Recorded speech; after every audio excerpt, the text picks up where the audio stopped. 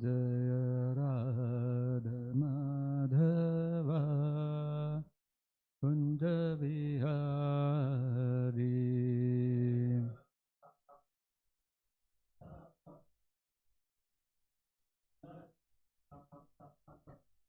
Jaya Radha Madhava Kunja Vihari.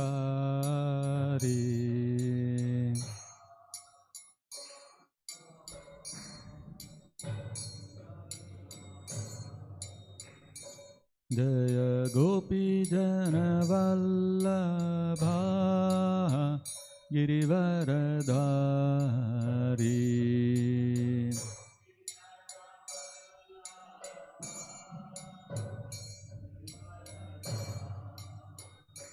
Jaya Gopi Jana Vallabha Girivaradhari.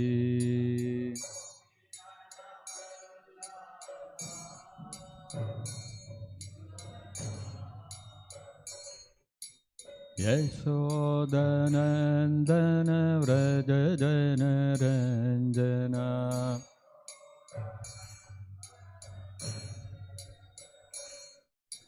Yashodanandana Vraja Jana Ranjana.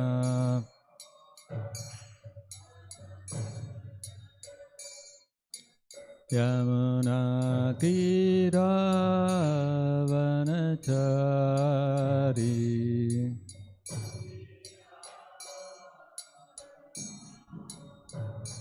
Yamuna Tira Vanachari.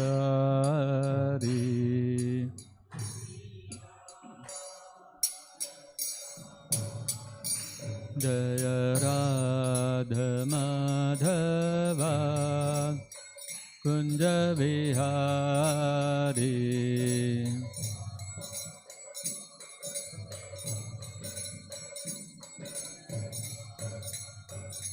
Jaya Gopi Jana Vallabha Girivaradhari.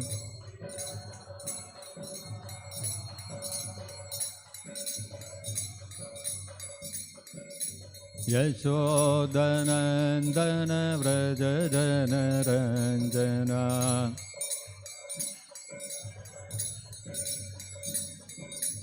Yamuna Tira Vanachari.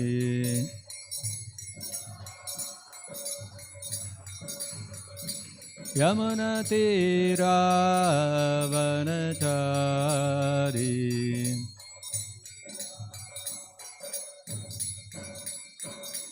Jaya Radha Madhava Kunja Vihari.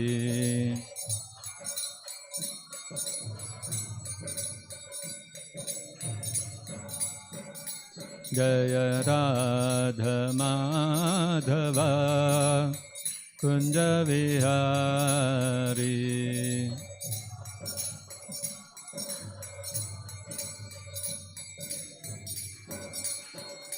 Jaya Krishna Rukmini Jaya Satyabhama. Krishna Rukmini Jaya Satyabhama.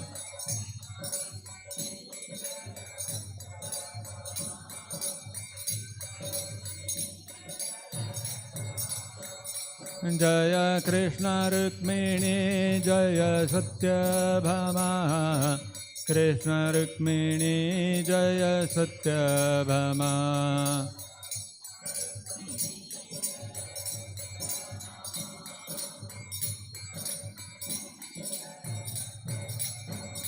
Jaya Krishna Balaram Jaya Krishna Balaram.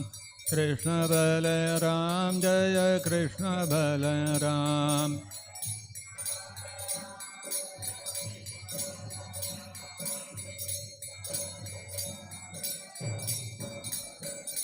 Jaya Gauranitai Jaya Gauranitai. Gauranitai Jaya Gauranitai.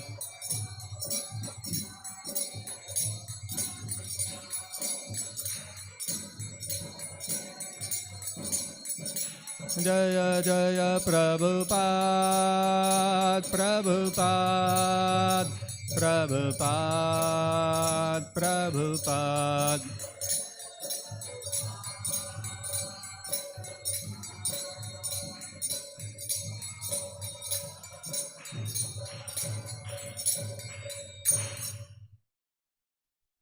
Jai Mishpat Paramansa Parivradikatarishtottar Satash Srimad His Divine Grace A.C. Bhaktivedanta Swami Srila Prabhupada Ki Jai. Jai Mishpat Paramansa Parivradikatarishtottar Satash Srimad His Divine Grace Srila Bhakti Siddhanta Saraswati Goswami Maharaj Ki Jai. Ananta Koti Vaishnav Vrinda Ki Jai. Prem se kaho Shri Krishna Chaitanya Prabhu Nityananda Shri Advaita Gadadhar Shivasadi Gaura Bhakta Vrinda Ki Jai. ग्रंथराज Shrimad Bhagavatam की जय। श्री श्री कृष्ण रुक्मिणी सत्यभामा की जय। श्री श्री कृष्ण बलराम की जय। श्री श्री गौर निताय की जय। जगतगुरु श्रील प्रभुपाद की जय। निताय गौर प्रेमानंदे हरि हरि बोल। ओम नमो भगवते वासुदेवाय। ओम नमो भगवते वासुदेवाय। ओम नमो भगवते वासुदेवाय। Reading from Srimad Bhagavatam, Canto 3, Chapter 24, The Renunciation of Kardama Muni. Text number 15. Ataha Tvam Rishi Mukhyebhyaha Atastvam Rishi Mukhyebhyo Atastvam Rishi Mukhyebhyo Yatha Shilam Yatha Ruchi Yatha Shilam Yatha Ruchi Yatha Shilam Yatha Ruchi Atmajaha Paridehi Adya Atmajaha Paridehi Adya Atmajaha Paridehi Adya Vistranihi Yasaha Bhuvi Vistranihi Yasho Bhuvi Vistranihi Yasho Bhuvi Atastvam Rishimukhyebhyo Yatha Shilam Yatha Ruchi Atmajaha Paridehi Adya Vistranihi Yasho Bhuvi Atastvam Rishimukhyebhyo Yatha Shilam Yatha Ruchi Atmajaha Paridehi Adya Vistranihi Yasho Bhuvi.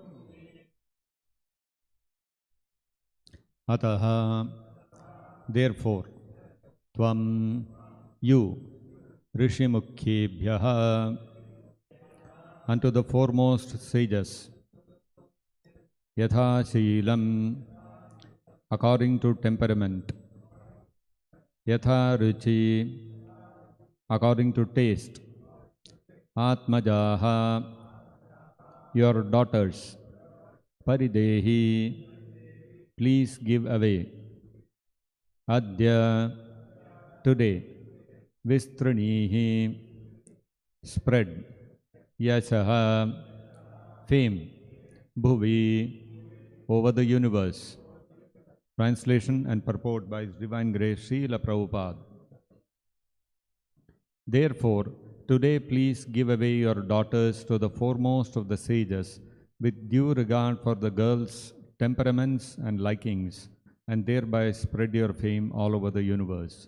Kindly repeat. Therefore, today please give away your daughters to the foremost of the sages with due regard for the girls' temperaments and likings, and thereby spread your fame all over the universe.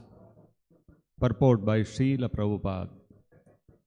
The 9 principal rishis or sages are Marichi, Atri, Angira, Pulastya, Pulaha, Kratu, Bhrigu, Vasishtha and Atharva. All these rishis are most important, and Brahma desired that the 9 daughters already born of Kardama Muni be handed over to them. Here, 2 words are used very significantly, Yatha Sheelam and Yatha Ruchi. The daughters should be handed over to the respective rishis, not blindly, but according to the combination of character and taste. That is the art of combining a man and woman. Man and woman should not be united simply on the consideration of sex life. There are many other considerations, especially character and taste. If the taste and character differ between the man and woman, their combination will be unhappy. Even about 40 years ago, in Indian marriages, the taste and character of the boy and girl were first of all matched, and then they were allowed to marry. This was done under the direction of the respective parents. The parents used to astrologically determine the character and tastes of the boy and girl, and when they corresponded, the match was selected. This girl and this boy are just suitable, and they should be married. Other considerations were less important. The same system was also advised in the beginning of the creation by Brahma. Your daughters should be handed over to the rishis according to taste and character.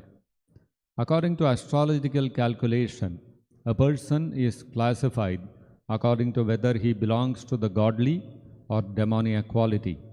In that way, the spouse was selected.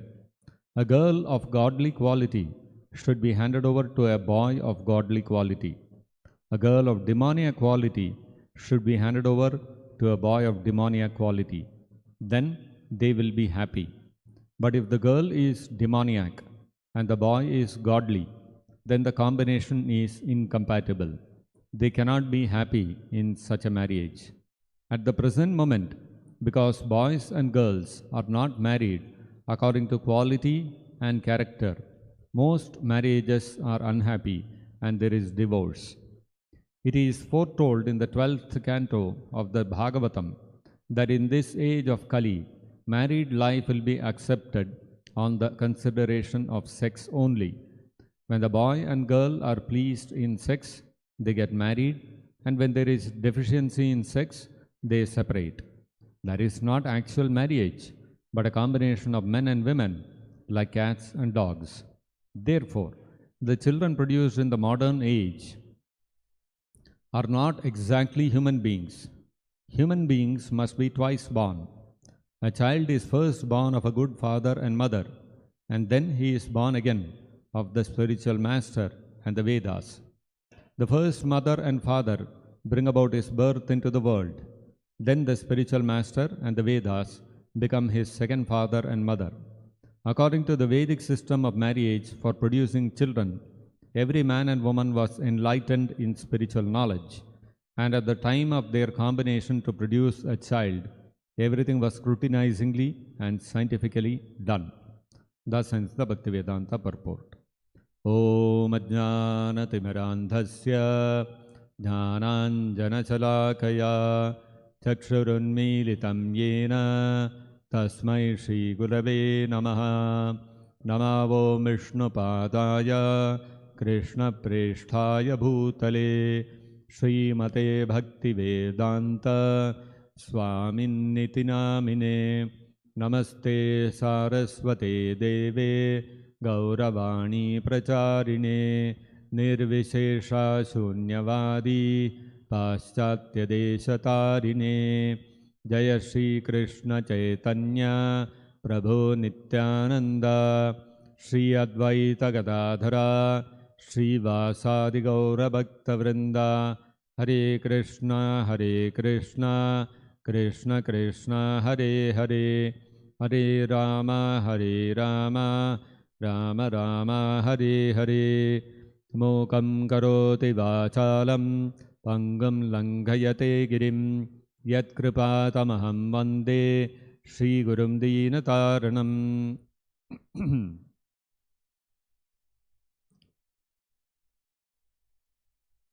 Brahma is advising Karada Mumuni here in this verse. Ataha tvam adya atmajaha rishimukhyebhyah yatha shilam yatha ruchi paridehi.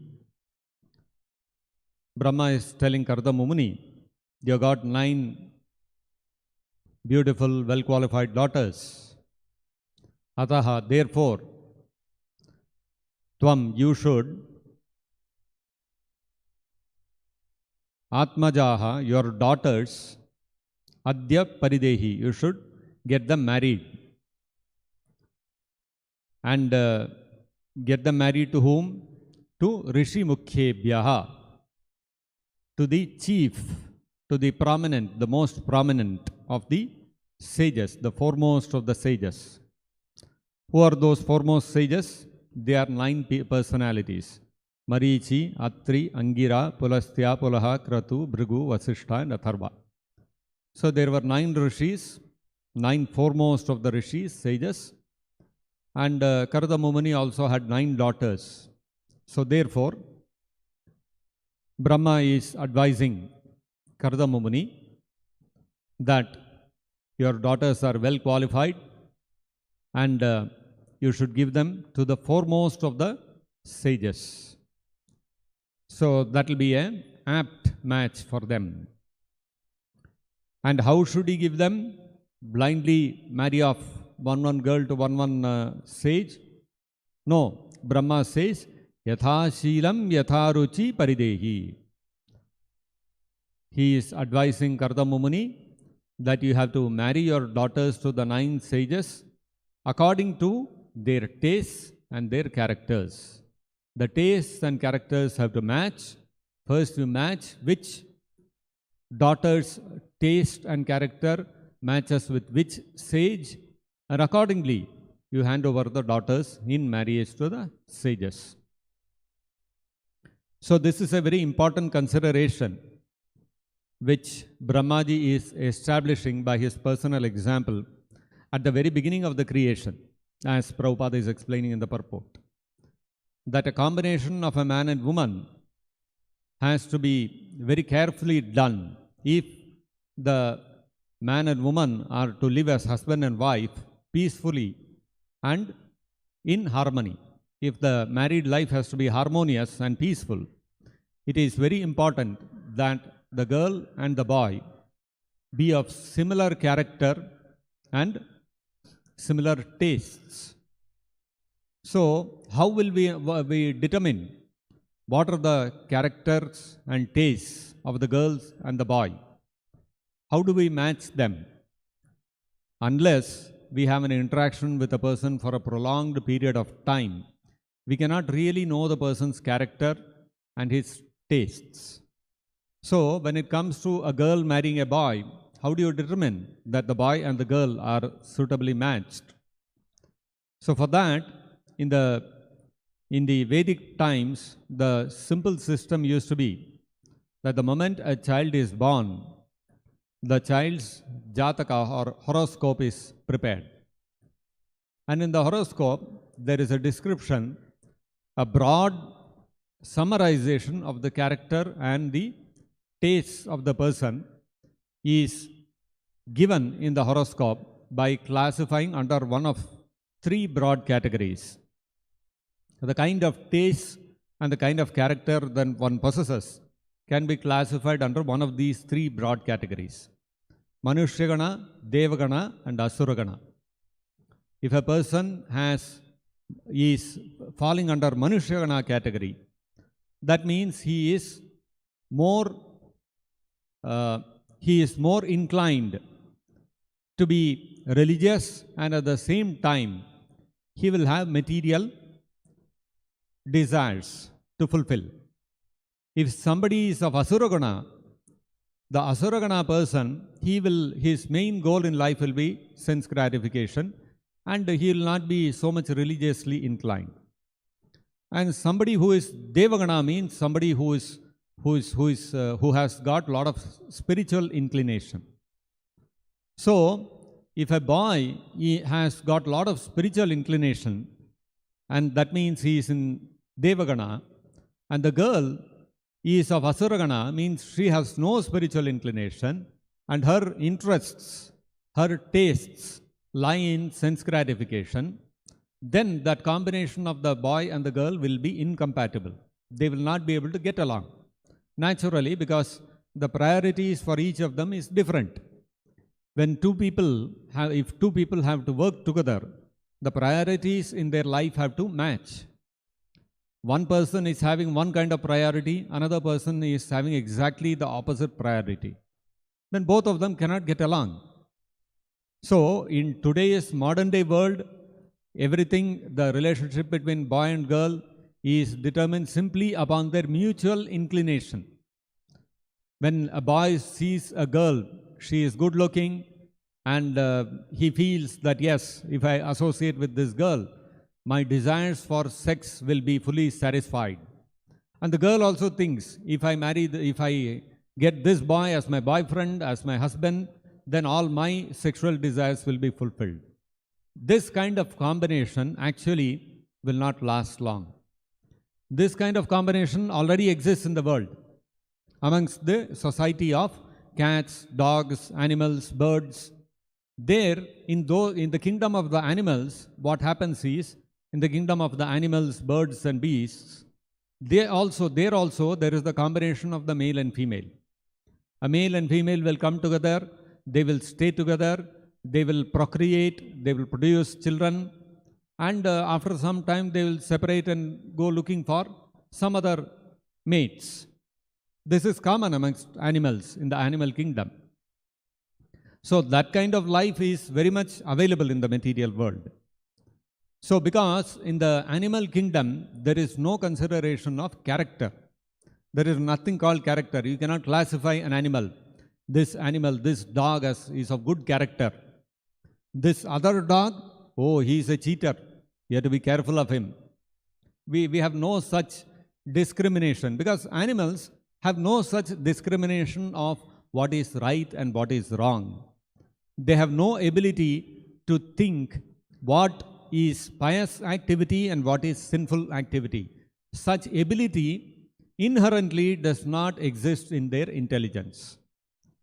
That ability to discriminate, to understand what is right and wrong, to choose to engage in pious activities and avoid sinful activities, this ability, this freedom of choice is there only in the human form of life. Therefore, the humans have a higher level of intelligence compared to animals.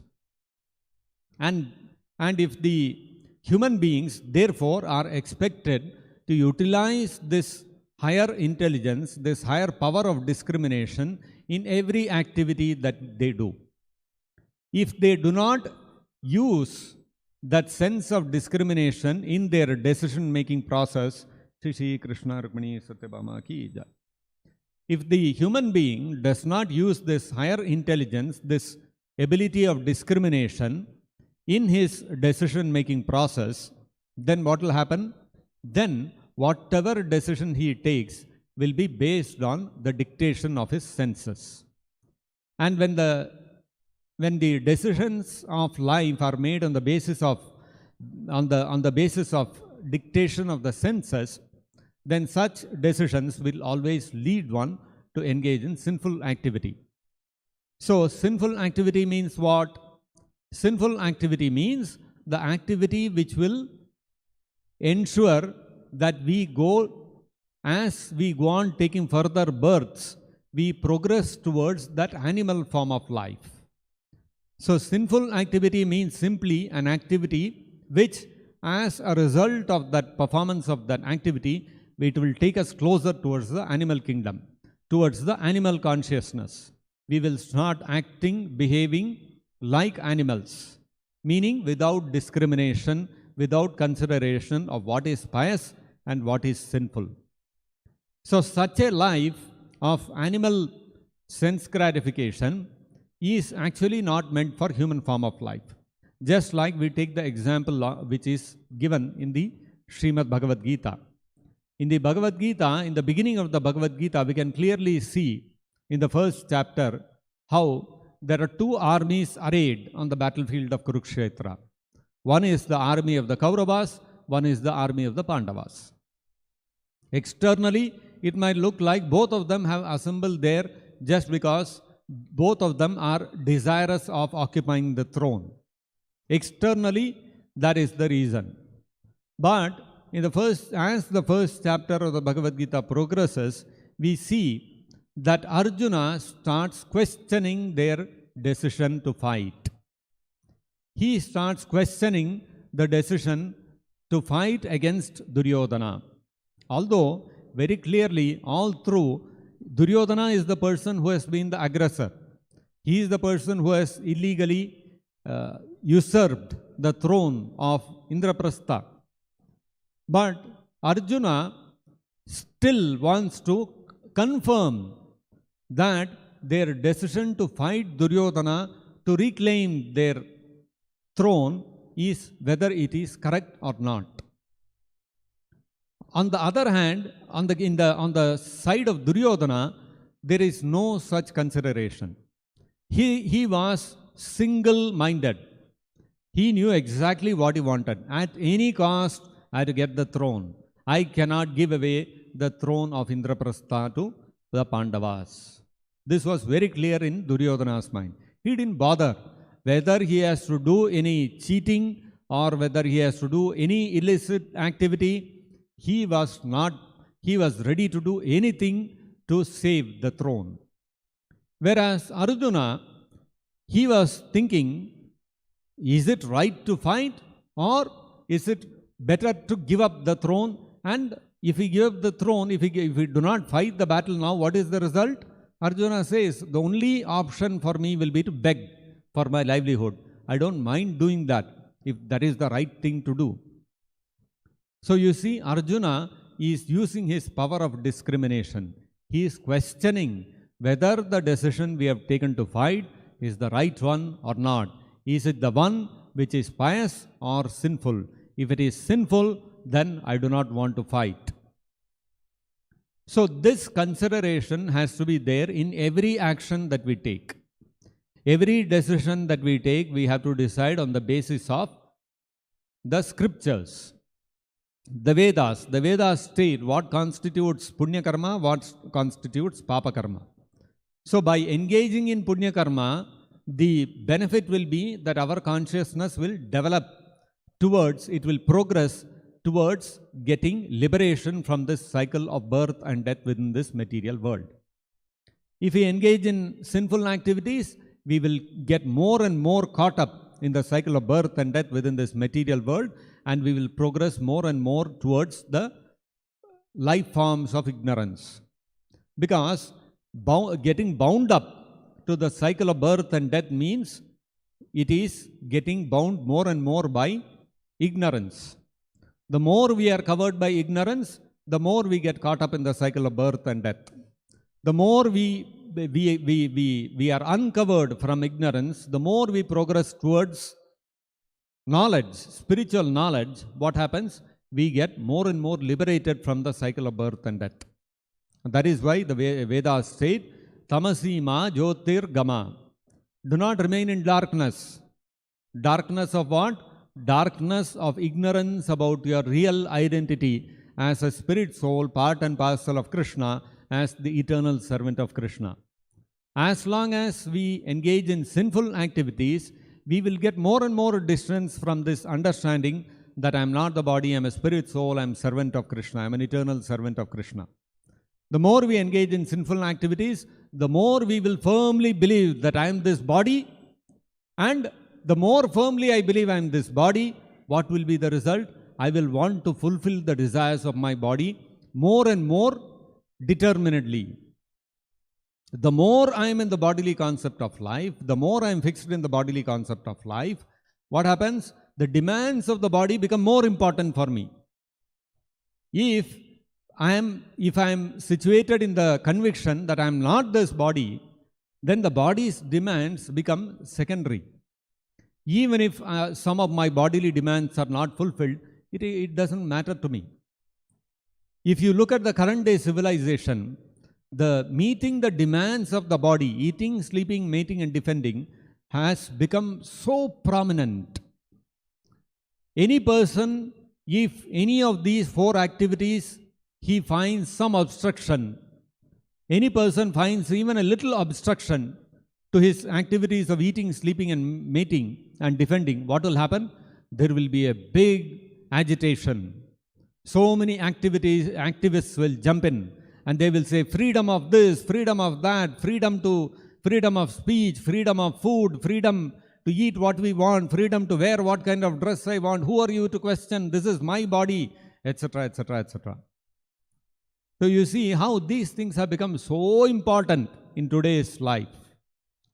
Why? Because the people are progressing more and more towards the animal consciousness. Animal consciousness means I am the body. The animals can never think that I am not this body. For them, their body is everything. Whatever the body dictates, they have to do. They cannot help it. And humans also, if they start behaving like animals, then they are not really human beings. That is what Prabhupada also mentions in the purport. Because the Bhagavatam says, just if you have 2 hands and 2 legs does not mean that you will become a human being. If you have the form of a human being with 2 hands and 2 legs, and your consciousness is animal consciousness, your whole the whole society is geared towards sense gratification, then such a human being is actually called Dvipada Pashu. He is a 2-legged animal. Animals are normally 4-legged, or there are some insects which have more than 4 legs. Some of them have 8 legs. Spiders, you have crabs, all of them are multi-legged. There are centipedes which have hundreds of legs, and there are snakes which have no legs at all. So you have all kinds of animals, but you will never find an animal with only 2 legs. So it is only human beings who have 2 legs and 2 hands. And so therefore, if having got the human form of life, if we do not engage, if we do not discriminate what is pious and what is sinful, if we do not discriminate what constitutes spiritual progress, whether I am the body or not, if we do not discriminate, then what happens is that such a human being is nothing but a 2-legged animal. Dvipada Pashu. He has the form of a human being, but the consciousness of an animal. So such animal consciousness, when it pervades the human society, what will happen? You cannot expect peace and harmony. You look at if you go into the street, you can see there will be, if you go from right from this first Seaward Road, if you go upward towards the Singapore Shoppy, along the way you will find at least 2 or 3 sections of the road which will be the territory of a group of dogs. So one group of dogs, they know this is the boundary of my territory. And if one dog from one territory enters into another territory, what will happen? You very well know, you all have seen what happens. There will be a big cacophony of dogs barking and chasing and biting and all kinds of things until the foreign dog is driven away. So this is exactly what happens in the animal society. They cannot live cooperatively. They cannot think of living in a group and living cooperatively. As a society, they may form small groups which are always at loggerheads with each other. If you look at lions also in the jungle, they will form one group. It's called a prey. So one prey of lions, they will form a group of lionesses and lions and cubs and all that, and they will remain together. If they come across a lion from another prey, there will be a big fight to death. So the lion society as such will not get together and live peacefully. They will never live peacefully. Each lion wants to exercise his might over others. Similarly, every animal you look at it, they will never as a group live cooperatively, live peacefully, live harmoniously. Such a concept does not exist in the animal society. But in the human society, these kind of concepts are there. We should live cooperatively, we should live together as a community, we should live together as a nation. All these kind of concepts are there only in the human form of life. Why? Because such an ability exists in the human being to live cooperatively and peacefully. But that will be possible only when the consciousness is also human consciousness. And what is human consciousness? Human consciousness means to focus upon spiritual progress, to find out the answer to the questions, to find out the answers to the questions like who am I? Am I this body? Where have I come from? How can I get free from the cycle of birth, death, disease and old age? To seek answers for these kind of questions is real human consciousness. Now if we give that up, then the only other alternative is to have animal consciousness. So with animal consciousness, focusing upon eating, sleeping, mating and defending, we cannot expect a peaceful society. Human beings today want to have animal consciousness, but peaceful society. How is it possible? Not possible. You take this room, you put 100 people, all of them will sit peacefully and they will hear Bhagavatam class, everything will happen. In the same room, you put 2 dogs and 2 cats. What will happen? Within no time, they will be bickering, they'll be biting each other, scratching each other. So, because that kind of concept does not exist in the animal society. So, humans, if they want to live a peaceful and happy life, it's only possible on the basis of spiritual life. And that is possible only when we come out of the animal concept of I am this body. Unless we base the life of the society on spiritual principles, we cannot expect peace and happiness within this material world. So therefore, if the goal of life is to lead a human form of life, and it is not to fulfill the animal propensities of eating, sleeping, mating and defending, then the Vedic society, in the Vedic society where such a value was practiced, when a man and a woman have to combine, it is not on the basis of physical attraction. The combination of male and female on the basis of female attraction, on the basis of physical attraction, is an animal consciousness. It is not human consciousness.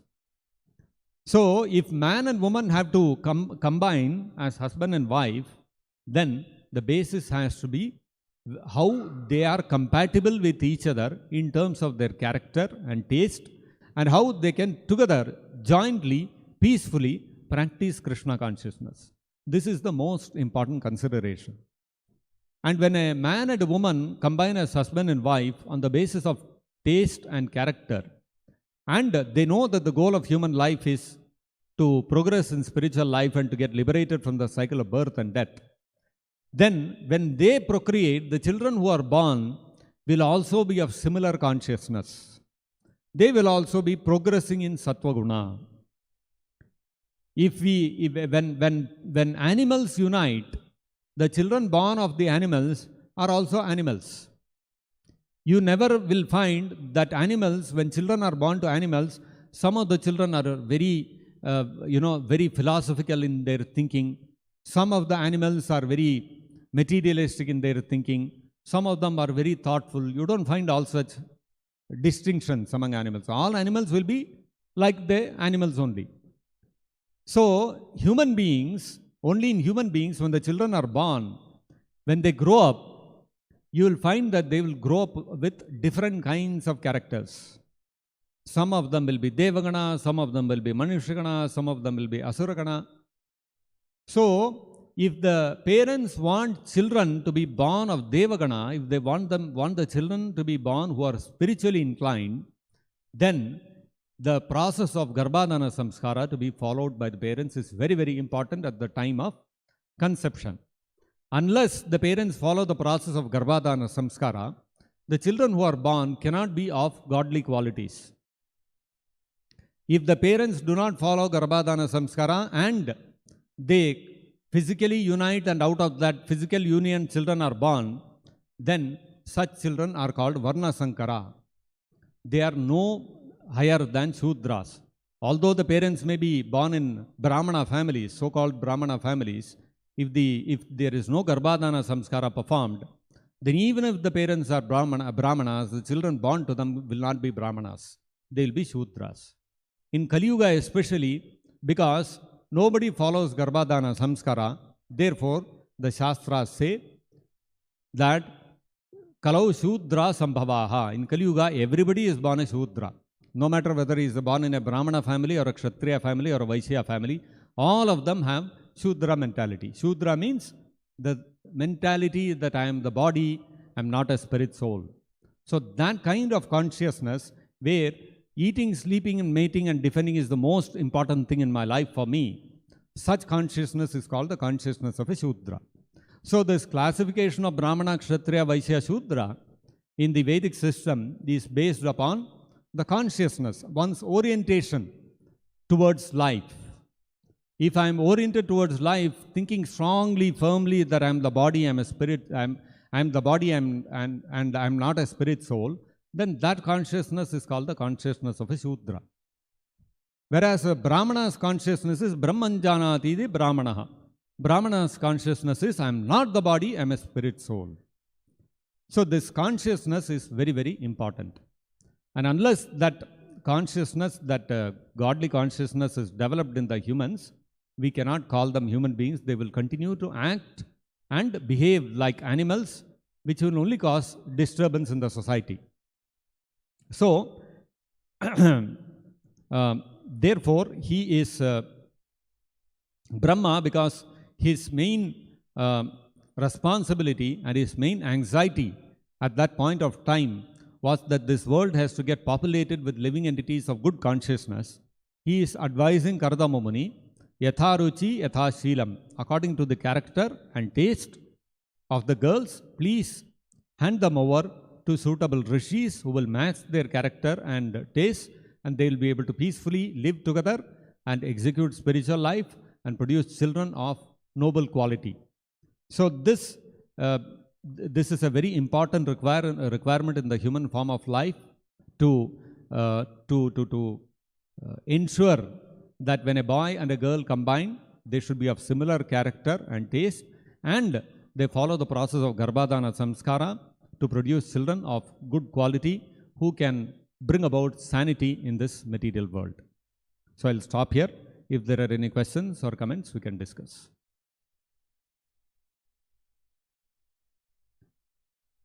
We'll stop here. Grantharaj Srimad Bhagavatam ki jai, Jagat Guru Srila Prabhupada ki jai, Nitai Gaur Premanande Hari Hari Bol.